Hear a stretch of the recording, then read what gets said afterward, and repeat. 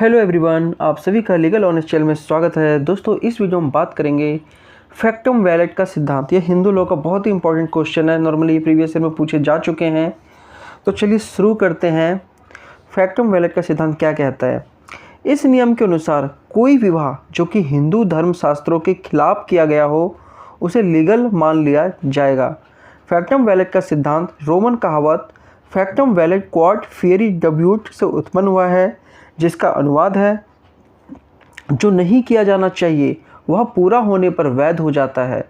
इसकी स्थापना उन प्रथाओं या अनुष्ठानों को उचित ठहराने के लिए की गई थी जिन्हें गैर कानूनी और शून्य माना जाता था। समानता, न्याय और सद्भावना के विचारों पर भारत में ब्रिटिश अदालतों ने हिंदू कानून का प्रशासन करते समय फैक्टम वैलेट के विचार को लागू किया। इस कहावत को भारत में लाने का कारण शुरू में एक लड़की की शादी को उचित ठहराना था, जिसे उसके माता पिता ने नाबालिग होने पर छोड़ दिया था।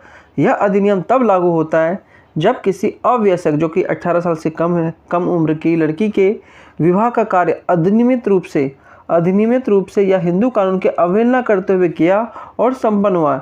हिंदू विवाह अधिनियम 1955 की स्थापना से पहले देश में कोई संहिताबद्ध अधिनियम नहीं था और परिणाम स्वरूप इसे नियमित करने के लिए धर्मशास्त्रों का उपयोग किया जाता था।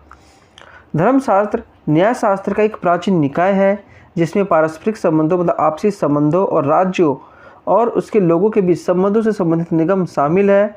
यदि पाठ का कोई उल्लंघन होता है तो विवाद को हल करने के लिए फैक्टम वैलेट के सिद्धांत का उपयोग किया जाता है।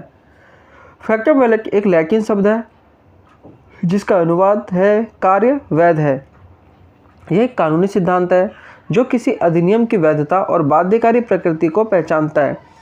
इसके निष्पादन की प्रक्रिया में किसी भी दोष या अनियमितता के बावजूद फैक्टम वैलेट के सिद्धांत को विभिन्न कानून संदर्भों में प्रयोग किया गया है, जिसमें है बाल विवाह, गोद लेना और परिवार और विवाह कानूनों के कुछ प्रावधान शामिल हैं।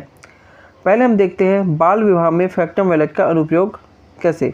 एक क्षेत्र जहां फैक्टम वैलेट का सिद्धांत लागू किया गया वह बाल विवाह के मामला है। उदाहरण के लिए वेक्टा चर्चालू बनाम रेगा चार्चोलू 1890 के मामले में भारतीय न्यायपालिका ने बाल विवाह की वैधता इस आधार पर बरकरार रखा कि यह कोर्ट अनुबंध नहीं था। अदालत ने फैसला सुनाया कि भले ही एक या दोनों पक्ष नाबालिग हो या मानसिक रूप से अस्वस्थ हो, विवाह को वैध माना जा सकता है यदि विवाह अनुष्ठानों और संस्कारों का विधिवत पालन किया गया हो। समझ में आ गया। दूसरा है दत्तक ग्रहण में फैक्टम वैलेट का अनुप्रयोग। फैक्टम वैलेट का सिद्धांत गोद लेने के मामले में भी लागू किया गया है, खासकर उन स्थितियों में जहां गोद लेने की प्रक्रिया में अनियमितताएं या दोष थी। ऐसे मामलों में यदि गोद लेने से संबंधित सभी औपचारिक संस्कार और अनुष्ठान विधिवत किए गए थे तो गोद लेने को भी वैध माना जा सकता है।